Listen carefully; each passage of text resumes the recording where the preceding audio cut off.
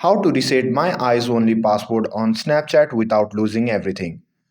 First, tap on the gallery icon in the Snapchat. Then navigate to your memories and then select My Eyes Only. Next, tap on the options. And from there, you can choose either change password or forget password. If you select forget password, you will need to enter your Snapchat account password to reset My Eyes Only password without losing any saved content.